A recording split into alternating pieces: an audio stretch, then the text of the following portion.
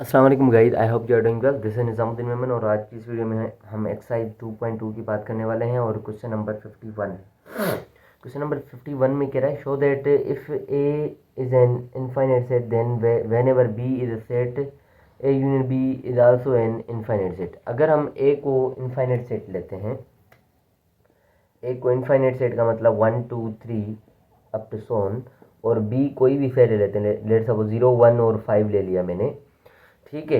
जब हम इनकी ए यूनियन बी करेंगे, मतलब इनकी यूनियन करेंगे, मतलब 1 2 3 up to so on union 0 1 5 up to so on, तो अप टू सोन नहीं है, या 0 1 5 तक है, ठीक है। तो इनकी यूनियन का आंसर क्या है, इनफाइनाइट आएगा।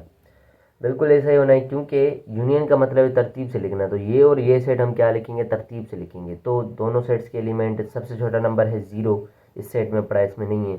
1 2 3 ये 4 है, इसमें 5 भी पड़ा हुआ है, और इसमें 1 2 3 4 5 6 7 अप टू सोन सारे नंबर लातादाद हैं। तो बिल्कुल ये हो रहा है कि हमारा आंसर जो आ रहा है इनफाइनाइट में आ रहा है, ठीक है। ये पार्ट था हमारा क्वेश्चन नंबर 51। इसी तरीके से हम 53 करने वाले हैं, ठीक है। 53 जो है वो जनरलाइज्ड यूनियन और जनरलाइज्ड इंटरसेक्शन का टॉपिक है। Question number 53, let A I is equals to 1 2 3 up to I, for I is equals to 1 2 3 up to son. Find करना है हमने क्या, कि ए में है, हमें जनरलाइज यूनियन मिली हुई है कि आई जो है वो 1 से लेकर एन तक और ए आई, ठीक है। ये समझा रहा हूँ किस तरीके से होगा। और बी जो है जनरलाइज इंटरसेक्शन है कि आई इज इक्वल टू 1 से लेकर एन तक, और यहाँ पर आएगा ए आई। इससे मतलब ये है कि आई जो है, इस वाले हम ब्रैकेट में आई का वैल्यू ये वाला रखेंगे। आई जो है हमारा 1 के बराबर है, 2 के बराबर है, 3 के बराबर है, इनफाइनाइट तक। लेट सपोज अगर हम आई का वैल्यू 1 ले लेते हैं, ठीक है। तो आई का वैल्यू जब 1 लेंगे तो ये ए आई की जगह ए 1 आएगा। ए 1 में हमारा आंसर क्या आएगा, जस्ट एक नंबर आएगा 1। इसी तरीके से अगर हमने आई का वैल्यू 2 ले लिया तो ए 2 में आंसर आएगा 1 और 2। ए 3 ले लिया तो इसमें आएगा 1 2 3, ठीक है। इसी तरीके से अगर मैं आई का वैल्यू एन ले रहा हूँ तो ए एन का जो ब्रैकेट बनेगा वो बनेगा 1 2 3 अप टू एन। अब एन जो है हमारा कोई भी नंबर हो सकता है, 100 हो सकता है, 1000 हो सकता है, कोई भी नंबर हो सकता है, ठीक है।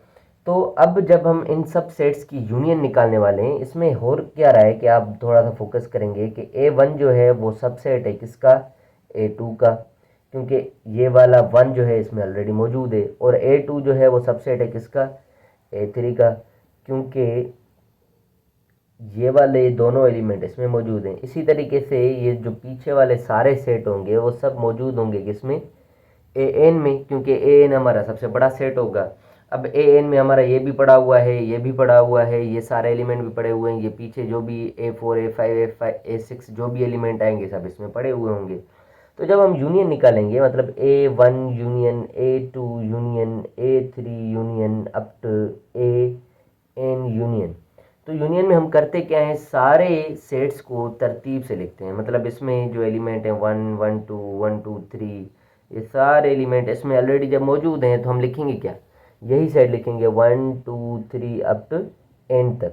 तो जनरलाइज्ड यूनियन का जब हम यूनियन कर रहे हैं उसमें आंसर क्या आ रहा है, ए एन आ रहा है। यूनियन में जब हम जनरलाइज यूनियन कर रहे हैं, यहाँ पर आप लिखेंगे union I is equal to 1 से लेकर एन तक, और ए आई में जो आंसर आ रहा है वो क्या आ रहा है, ए एन आ रहा है। तो ये इस पार्ट का आंसर है।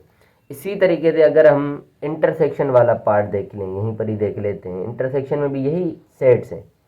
जब हम इंटरसेक्शन लेंगे तो A1 intersection A2 intersection A3 intersection A4 intersection AN तक आएगा, ठीक है।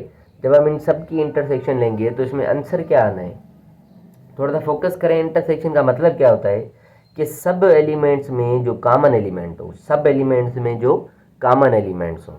तो हम इन दोनों सेट्स पर अगर फोकस करें तो इन दोनों में कॉमन क्या है, 1 कॉमन है। अगर हम इन तीनों पर 1 2 3 इन तीनों सेट्स पर कॉमन देखें तो कॉमन क्या है, 1 1 1। 2 इन दोनों में तो है पर इसमें नहीं है, तो सब में जो कॉमन आ रहा है 1 आ रहा है। और हम A1 से लेकर अप टू AN तक भी कॉमन देखेंगे तो सब में कॉमन क्या है, 1 1 1 1 1 कॉमन है। तो AN तक जो हम इंटरसेक्शन निकालेंगे उसमें आएगा 1। तो मतलब जनरलाइज्ड इंटरसेक्शन में I से लेकर I1 से लेकर N तक जब हम AI की इंटरसेक्शन ले रहे हैं तो आंसर आ रहा है A1।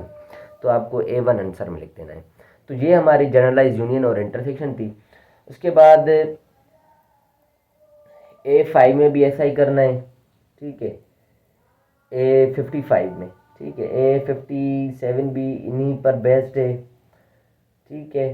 तो हम करते हैं 59, ठीक है। 59 में हमें कहा गया है कि, सवाल लिख लेता हूँ, कह रहे हैं यूनिवर्सल सेट है last exercise, find the set specified by each of these bit strings. मतलब बिट स्ट्रिंग से हमें सेट मालूम करना है, बिट स्ट्रिंग से हमें क्या करना है, सेट मालूम करना है।